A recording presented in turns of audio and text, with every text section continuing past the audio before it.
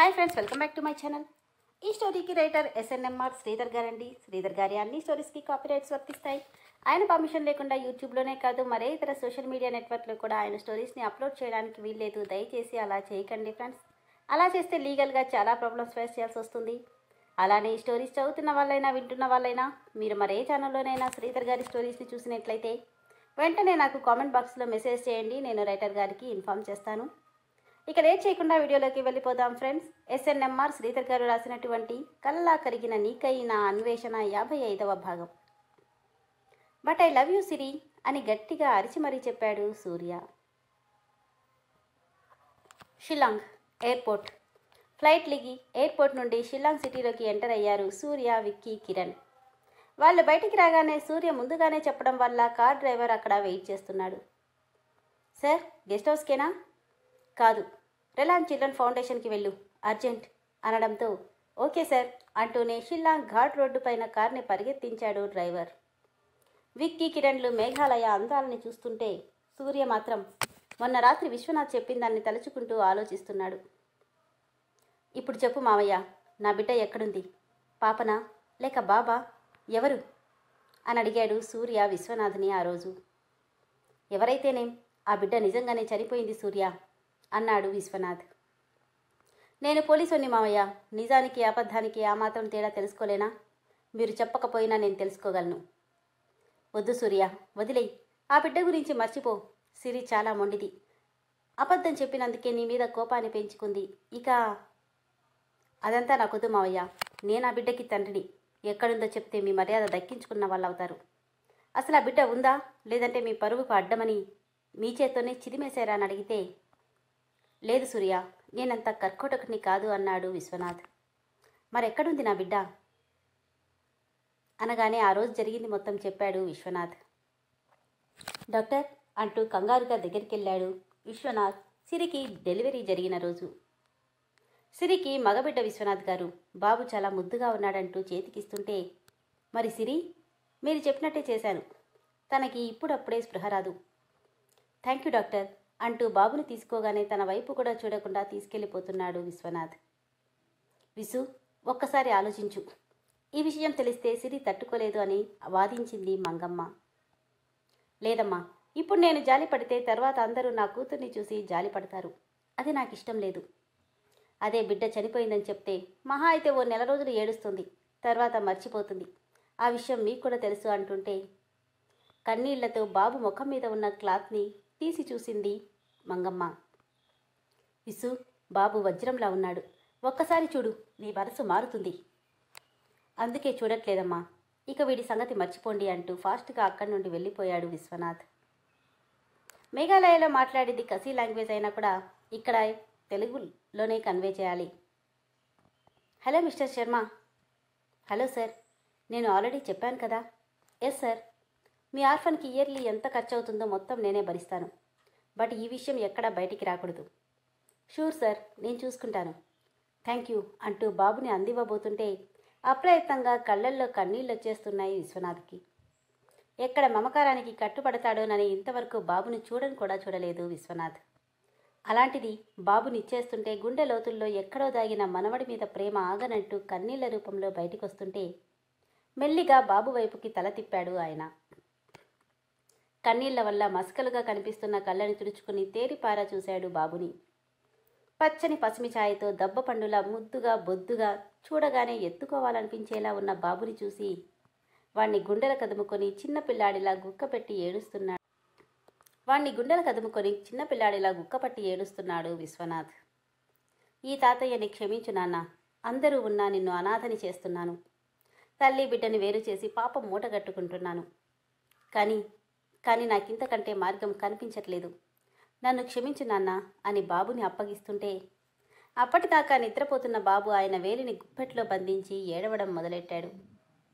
నువ్విలా ఏడవకురా, నేను నిన్ను వదిలిపెట్టలేను అంటూనే బాబుని శర్మకి అప్పగించి బాబు జాగ్రత్త శర్మ, వాడికి ఏ చిన్న కష్టం కలగకూడదు. ఎంతమందినైనా పని మనుషుల్ని పెట్టండి, కానీ అందరిలా వాడిని ట్రీట్ చేస్తే ఊరుకోను, గుర్తుపెట్టుకోండి అని చెప్పి బాబుని వదల్లేక వదిలి వెళ్ళిపోయాడు విశ్వనాథ్. ఇది సూర్య జరిగింది అని ఆయన చెప్పగానే విశ్వనాథ్ కాలర్ పట్టుకొని అసలు నువ్వు మనిషివేనా? సొంత మనవన్ని అనాథాశ్రమంలో వదలడానికి నీకు మనసు ఎలా వచ్చింది? అప్పుడు నాకు అంతకన్నా వేరే మార్గం కనిపించలేదు సూర్య. నాకు నా కూతురు భవిష్యత్తే ముఖ్యమనిపించింది. అంతకు మించి ఇంకేమీ ఆలోచించలేకపోయాను అంటే శాలిని కూడా, అవును సూర్య, నాకు కూడా ఇక్కడికి వచ్చాకే ఈ విషయం తెలిసింది. ఆడదానిగా బాధపడ్డా కన్న తండ్రిగా ఆలోచిస్తే ఆయన చేసింది కరెక్ట్ అనిపించింది. కానీ దీనివల్ల సిరి భవిష్యత్తేం బాగుపడలేదు సరికదా, ఇంకా పాడైపోయింది. కనీసం తన బిడ్డ తనతో ఉంటే తన లైఫ్ ఇంకోలా ఉండేది. కేవలం మీ చేతులతో మీరే తన జీవితాన్ని ఇలా చిందరవందర చేశారు అని కోపంగా చెప్పి వెళ్ళిపోతూ, సిరి నాతోనే ఉంది, మార్నింగ్ తీసుకొస్తాను, నేను ఇక్కడే ఉంటాను, తనకేం నచ్చజెప్తారో మీ ఇష్టం అని చెప్పి కోపంగా వెళ్ళిపోయాడు సూర్య. జరిగిందంతా గుర్తు చేసుకుంటున్న సూర్యకి ఆర్ఫన్ రాగానే కారాపాడు డ్రైవర్. దాంతో ఆలోచనల నుండి బయటకొచ్చాడు సూర్య. కార్ దిగి లోపలికెళ్తుంటే సూర్య మనసులో తెలియని అలజడి మొదలైంది. ఎక్స్క్యూజ్ మీ, శర్మ గారిని కలవాలి అని అటెండెంట్ని అడిగితే, వెయిట్ చేయండి సార్ అని చెప్పి లోపలికి వెళ్ళిపోయాడు అటెండెంట్. కాసేపటికి దాదాపు 50 ఏళ్ల వ్యక్తి బయటకొచ్చాడు. ఎవరండి మీరు? ఇక్కడ శర్మగారంటే నేనే, చెప్పండి. ఈ ఆర్ఫన్ ఇన్ఛార్జ్ నేనేనండి. ఇవన్నీ ఎందుకు అడుగుతున్నారు? వీఆర్ ఫ్రమ్ సిబిఐ, మాకు ఒక ఇన్ఫర్మేషన్ కావాలి. 2 ఏళ్ల క్రితం అంటూ స్టార్ట్ చేసి మొత్తం చెప్పగానే, లేదండి అది రాంగ్ ఇన్ఫర్మేషన్, ఇక్కడ అలా ఏమీ జరగలేదు, మీరు చెప్పే విశ్వనాథ్ ఎవరో కూడా నాకు తెలీదు అన్నాడు శర్మ. విక్రమ్ కోపంగా, చూడండి అని ఏదో చెప్పబోతుంటే సూర్య విక్కీని ఆపి, చూడండి శర్మగారు, నేను ఆర్కే ఇండస్ట్రీస్ చైర్మన్ ఆర్కే గారి అబ్బాయిని. అంతేకాదు, ఏ బిడ్డ అయితే ఇక్కడ లేదని చెప్తున్నారో ఆ బిడ్డకి తండ్రిని. నేను బాబు కోసం వచ్చాను, అందుకే మిమ్మల్ని ఇంతలా రిక్వెస్ట్ చేస్తున్నాను. లేదంటే మా స్టైల్లో వెళ్ళడం పెద్ద సమస్య కాదు, ప్లీజ్ అర్థం చేసుకోండి. కానీ సార్, ఆయన చేతులు పట్టుకొని ప్లీజ్ అంటూ సూర్య రిక్వెస్ట్ చేయగానే, ఓకే సార్, కాసేపు వెయిట్ చేయండి అంటూ లోపలికి వెళ్ళారు ఆయన. కాసేపటికి, జై అటు చూడు అని విక్రమ్ అనడంతో తను చూపించిన వైపు చూశారు మిగిలిన ఇద్దరు. లోపలి నుండి శర్మగారి చేయి పట్టుకొని light green colour t shirt, black colour చిన్ని డ్రాయర్ వేసుకుని తనకంటే పెద్ద సైజులో ఉన్న బాల్ని చంకలో పెట్టుకుని వచ్చి రాని బుడిబుడి అడుగులు వేస్తూ బాల్తో నడవలేక పడిపోతూ మళ్లీ లేస్తూ వస్తున్నాడు దాదాపు సంవత్సరం వయసున్న చిన్న బాబు. తెల్లటి రంగు, ఎర్రటి పెదాలతో ముద్దుగా బొద్దుగా, చూసిన ఎవరికైనా ముద్దు చేయాలనిపించేంత క్యూట్గా తప్పటడుగులు వేస్తూ వస్తున్న బాబుని చూసి విక్రమ్, జై, బాబు నీ కొడుకు కాదంటే ఎవ్వరూ నమ్మరు, నీ పోలికలు స్పష్టంగా కనిపిస్తున్నాయన్నాడు. అవునరా, బాబు చాలా క్యూట్గా ఉన్నాడు అన్నాడు కిరణ్ కూడా. కన్నబిడ్డని ఇన్నాళ్ళకి చూసుకున్న ఆనందంతో కళ్ళల్లో కన్నీళ్ళొస్తుంటే కళ్ళార్పకుండా అలానే చూస్తున్నాడు సూర్య. దగ్గరికి రాగానే బాబు ముందు మోకాళ్ళ మీద కూర్చొని ఆప్యాయంగా బాబుని తడుముతూ కన్నీళ్లతో బాబుని గుండెలకు కదుముకున్నాడు సూర్య. పుట్టిన సంవత్సరం తర్వాత కన్నబిడ్డని చూసుకున్న కన్నతండ్రి ఆనందానికి హద్దే లేదు. బాబు మాత్రం సూర్య అలా చేసేసరికి బిక్కముఖం వేసి దూరం జరిగి శర్మ కాళ్ళకి చుట్టుకుపోయాడు. కళ్ళు తుడుచుకొని, ఇలా చూడుకన్నా, సారీ నాన్న, కమ్ కమ్ అంటూ చేతులు చాస్తున్నా బిక్కుబిక్కుమంటూ శర్మ వైపు చూశాడు బాబు. బాబు వెళ్ళు నాన్న, ఏమనరు, వెళ్ళమ్మా అని శర్మ చెప్తుంటే వద్దన్నట్టు వెనకడుగేస్తున్నాడు పిల్లాడు. ఇదిగో చూడు అంటూ బ్యాగ్ ఓపెన్ చేసి అందులో ఉన్న పెద్ద సైజ్ చాకోబార్ని చూపించి తీసుకో అన్నాడు సూర్య. చాక్లెట్ చూడగానే బాబు కళ్ళు మెరిశాయి. వెళ్ళు బాబు, మీ డాడీ, తీసుకో అని శర్మ చెప్పడంతో అంటే ఏంటో అర్థం కాకపోయినా చాక్లెట్ కోసం సూర్య దగ్గరికి వెళ్ళాడు బాబు. చాక్లెట్ చేతికిచ్చి బాబు ముఖమంతా ముద్దులతో ముంచేస్తున్నాడు. సూర్య, కంట్రోల్ యువర్ సెల్ఫ్, నువ్వే చిన్నపిల్లాడిలా ఇలా అయిపోతే ఎలా అన్నాడు కిరణ్. అది కాదురా, వీడు కోట్లకి వారసుడు, అలాంటిది నేను చేసిన తప్పుకి ఇలా అనాథలో ఆర్ఫన్స్లో ఉండాల్సి వచ్చింది అంటుంటే శర్మ కలుగ చేసుకుని, లేదు సార్, అలా అనకండి, పరిస్థితులు అలా వచ్చాయి, కానీ బాబుని ఇక్కడ వదలడానికి విశ్వనాథ్ గారు ఎంత బాధపడ్డారో, నాకు బాబుని ఇక్కడ ఉంచినందుకు ఈ ఆర్ఫన్ మొత్తాన్ని అడాప్ట్ చేసుకుని పోషిస్తున్నారు. ఇప్పటికీ 2 రోజులకు ఒకసారి ఫోన్ చేసి బాబు ఎలా ఉన్నాడో తెలుసుకుంటూనే ఉంటారు.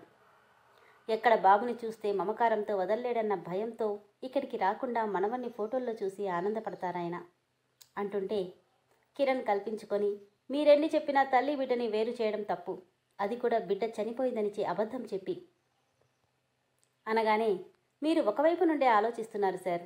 ఆయన ఒక కన్న తండ్రిగా ఆలోచించాడు అంతే అన్నాడు Sharma. It's okay, live it. ఇంతకీ బాబు పేరేంటి అని అడిగాడు సూర్య.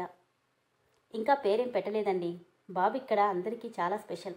మా అందరికీ ముద్దుల కన్నయ్య. అందుకే చిన్న అని పిలుస్తాం. కన్నా, డాడీతో ఆడుకుంటావా? పద అంటూ తీసుకెళ్ళి తిండి నీళ్లు కూడా మానేసి బాబుతో ఆ రోజంతా ఆడుకుంటూ వాడికి తినిపిస్తూ ఈ ఒక్క సంవత్సరం ఎడబాటంతా తీర్చేసుకున్నాడు సూర్య. ఎంతైనా కన్న తండ్రి. బాబు కొత్తనేది లేకుండా కలిసిపోయాడు. ఎంతలా అంటే శర్మగారు బాబుని తీసుకోబోతుంటే సూర్య షర్టు పట్టుకొని వెళ్ళనంటూ ఏడ్చేసేలా కనెక్ట్ అయిపోయాడు బాబు. కన్నా, వెళ్ళవన్ నా బంగారం, నేనెప్పుడూ వదిలిపెట్టాను నాన్న. డాడీతో వచ్చేస్తావా అంటూ పైకెగరేస్తుంటే గట్టిగా కేరింతలు కొడుతూ నవ్వుతున్నాడు బాబు.